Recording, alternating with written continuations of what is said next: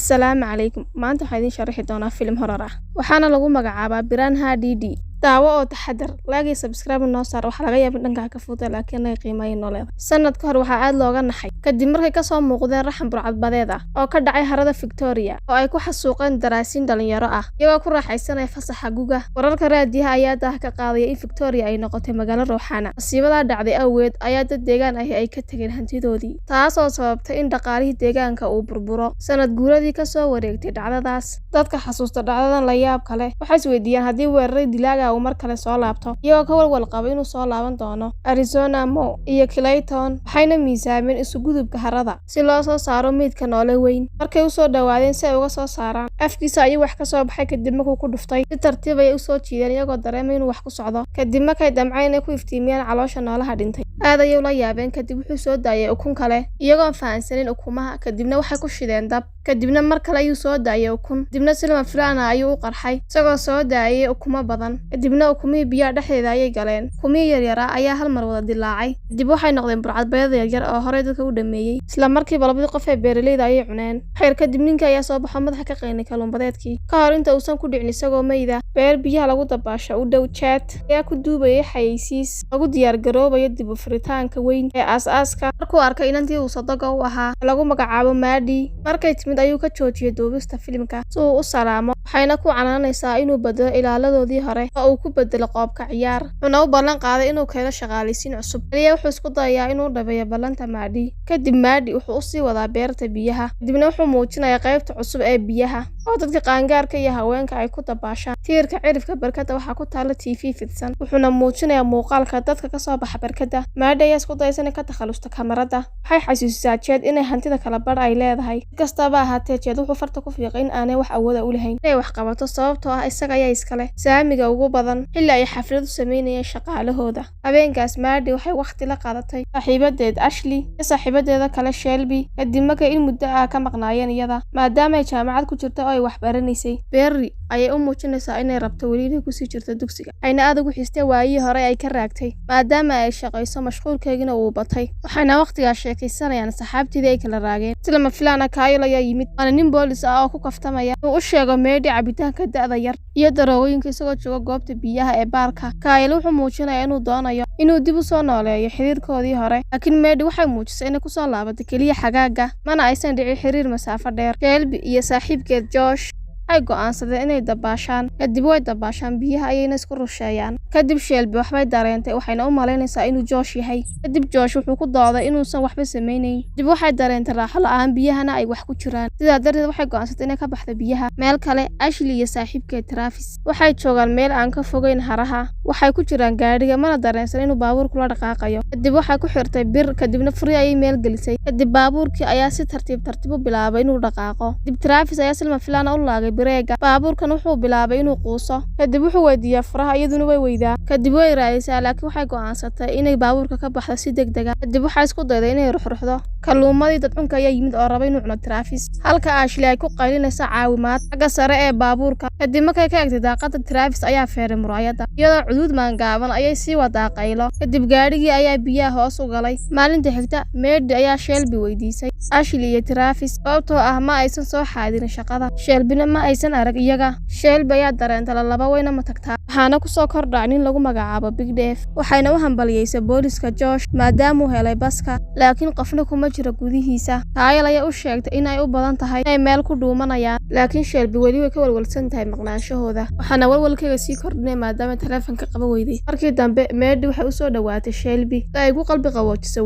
waayitaankooda. Kadib si lama filaan ah kalluunka ayaa biyaha kaga soo booday iyaga. Kadib way ordaan si ay u aadaan dhanka kale. Si kastaba ahaatee, Shelby waxay ku dhacday biyaha. Kalluunkii dadcunka ahana loox ayuu ku jabinaya. Ugu dambeyn Maddie ayaa caawisay si ay uga soo baxdo hor inta uusan qaniinin. Jed looxii ay ku kala go'ay. Shelbyna waxay ku qasban tahay inay ku booddo gobolka kale. Maddie waxay ku qancisay si ay ugu soo booddo xaggeeda ka hor intaysan sabbayn alwaaxdu. Kadib markay soo qabsatay, labadooduba waxay ku dhaceen biyihii, laakiin waxay ku guuleysteen inay dabaashaan ka hor intuuna soo gaadhin kalluunbadeedka. Kalluun weyn ayaa si lama filaan ah biyaha uga soo booday si ay u cunto, laakiin way iska qabatay. Waxaanay ku qaraaceen dhagax ilaa uu ka joogsado. Dhaqdhaqaaqa ah Maddie iyo Kyle iyo Barry waxay u sii jeedaan guriga biologiga badda Carly Goodman si uu u helo sida ay burcadbadeedu uga tallaabeen harada. Wuxuu xusay in isugudubka harada aysan ku xidhnayn harada Victoria, balse burcadbadeeda ayaa laga yaabaa inay u guuraan harooyinka dhulka hoostiisa mara iyo webiyada. Wuxuu sii wadaa saddexdooda si uu u tuso si ay u awood badan yihiin. Kadib dhexbartamaha ayay ku xiraan bir, kadib raha ayay dhinaca kale ku tuuraan. kadib kalluunbadeedka ayaa kala dhex mara birta si uu u cuno raha, laakiin Barry ayaa qabsaday rahii ka hor inta aanu kalluunbadeedku u gaadhin. Kalluunbadeedka ayaa ku sii badanaya biyaha. Dhaqdhaqaaqa kalluunbadeedka wuxuu u maleynayaa inay galaan nidaamka dheecaanka sababtoo ah waxay raaceen sulfur dioxide la sii daayay. Intii lagu guda jiray daweynta kalooriinta biyoodka, Goodman ayaa sheegay inuu isku dayo inuu dadka uga digay in burcadbadeedku ay gali karaan nidaamka biyo-mareenka, laakiin uu lumiyay kalsoonidiisa markuu sii daayay. Buuggiisii saadaaliyay cudurka daacuunka kalluunka ee socda ayaa shaaca ka qaaday inuu akhriyay buugga uuna jecel yahay.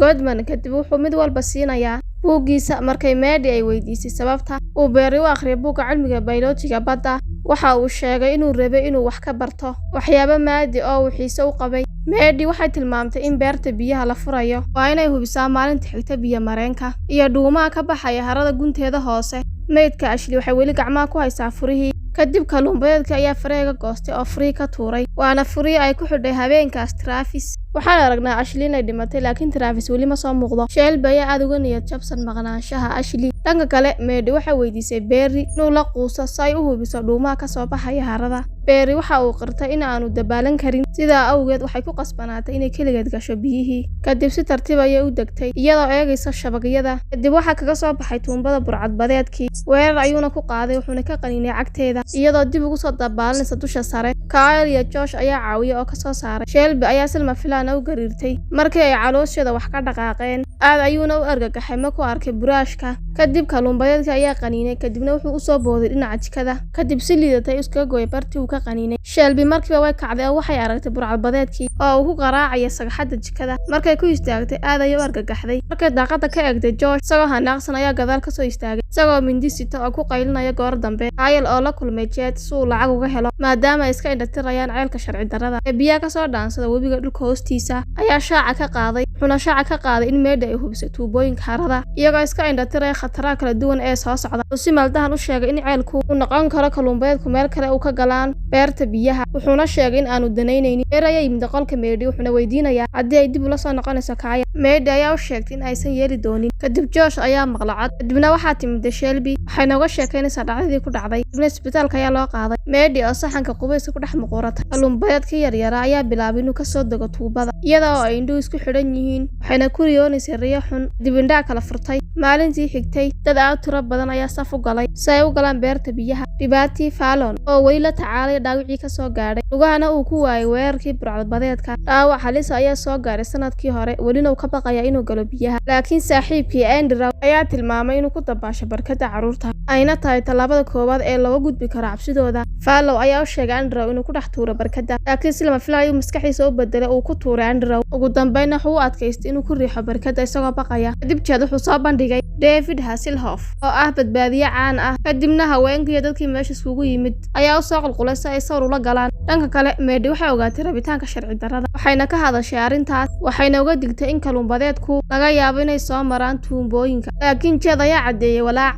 Kalluunbadeedkina wuxuu dhex dabaalanaya tuubooyinka, waxayna jabsadeen mid ka mid ah barkadaha. Wiil dhalinyaro ah oo lagu magacaabo David ayaa u sheegay hooyadii in burcadbadeed uu qaniinay, balse mid kale ayaa sheegtay inay wax gooyeen. Dave ayaa u soo dhawaaday Hasselhoff, wuxuuna weydiiyey inuu soo xidho kooxda, balse wuxuu siiyey qoraal sawir. Markuu ogaaday in David uun aqoonsanayn, ayuu bilaabay inuu u magacaabo filimadiisa iyo TV-ga, se wiilka labadooda midkoodna ma garanayo. Kalluunbadeedkii naag kale ayuu qaniinay. Maddie ayayna u sheegaysaa inay aragtay, sidaa darteed Maddie waxay u sheegtay Jed inuu xidho barkinta biyaha. Si kastaba ahaatee, Jed uu diiday. Mar haddii Maddie aynana arag kalluunka, Maddie waxay isku dayday inay dadka u sheegto, laakiin Kyle ayaa joojiyay oo jiiday isla markiiba. Biyaha barkadda ku jira ayaa ah kuwo dhiig leh. Waxaa yimid burcadbadeed badan oo weerar ku qaaday. Andrew ayaa barkadda ka soo baxay, laakiin Fallon ayaa joojiyay oo u sheegay inuu ku socon karo lugtiisa macmalka ah. Kadib madaxyada burcadbadeedka ayuu ka toogtay isagoo wata qori uu ku dhajistay lugaha si uu u caawiyo gabadh ka bixi la biyaha. Mar haddii ay gabadhu nabad qabto, wuxuu sii waday inuu qarxiyo burcadbadeed. Hasselhoff ayaa maqlay David oo ku qaylinaya gargaar, laakiin wuu ka dhagay adeygay. Gabadh ayaa ka codsatay inuu wax ka qabto burcadbadeedka, laakiin wuxuu tilmaamay inuusan ahayn badbaado dhab ah, dadkuna ay ku nabadgeli doonaan. Markay ka soo baxaan biyaha ayuu mar kale maqlaa codka David.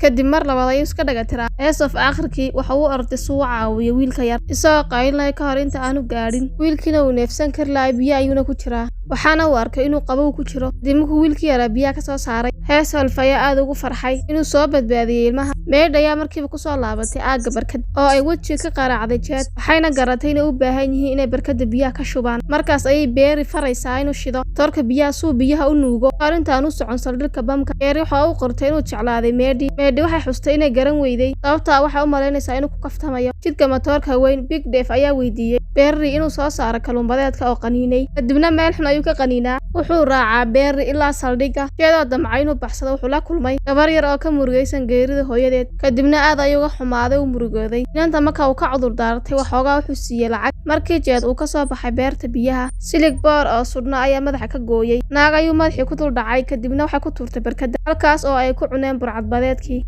iyagoo mashiinka raadinaya si ay u furaan. Maydh ayaa isku tuurtay biyaha si ay carruurta uga badbaadiso burcadbadeedka. Burcadbadeedka ayaa la nuugay kadib markuu Beeri shiday matoorada biyaha. Oogaa nuugista ayaa Maydh jiidaya, kadibna waxay isticmaashaa dhammaan xooggeeda si ay u soo baxdo. Ugu dambayna dusha timid. Kyle ayaa aragtay waxayna weydiisatay caawimo, laakiin Kyle wuu diiday uuna sii daayay. Wuxuuna qirtay inuu Jed u ballan qaaday 35% faa'iidada ay helayaan. Kyle wuxuu ka hortagay Beeri wuxuuna ku andacoonaya in meesha ay ka baxday uuna badbaadin kari waayey. Beeri ayaa ku booday barkadda, laakiin markiiba uu ka soo baxay biyihii. Markuu guul daraystay inuu dabaasho, wuxuu arkay burcadbadeedka wuxuuna ku tuuray bir uu ku nadiifin jiray beerta biyaha oo uu madaxa kaga dhuftay. Wuxuu ku booday barkadda isagoo sita dhagax weyn si uu gaadho gunta uu badbaadiyo Maydh. Kadib markuu Maydh biyaha ka soo saaro, wuxuu isku dayaa inuu kiciyo Kyle. Wuxuu dib ugu noqdaa si uu badbaadiyo dadka, laakiin ma ogaanin taas qof walba barkadda ku jirayna uu dhintay. Big Dave ayaa kalooriin ku shubay tuubooyinka oo ku shiday iskooshid si ay uga argoostaan burcadbadeedka, kadibna dhammaantooda wada qarxiya. Kyle ayuu markii dambe wacay si uu uga digo Maydh. Kadib Carly wuxuu wacay Maydh si uu ugu sheego in burcadbadeedka ay kobceen si ay u bilaabaan socodka dhulka. Wuxuuna u sheegay in dad badan ay dhameeyeen, ay tartiib tartiib u soo badanayaan. Isla waqtiga iyaduna waxay arkaysaa burcadbadeed oo ku sii socda wiilkii yaraa. Burcadbadeedkiina wuu soo dhawaaday si uu u cuno wiilka yar. Hooyadii ayaana u sheegaysa inuu ka tago. Burcadbadeedkii ayaa si lama filaan ugu soo booday. Hooyadiina way argagaxday, si xun ayayna u qayliday, madaxa ayuuna ka qaniinay. Heesof wuxuu maqlayaa qaylada hooyada. Waad ku mahadsantahay daawashada. Like iyo subscribe noo saar. Mahadsanid.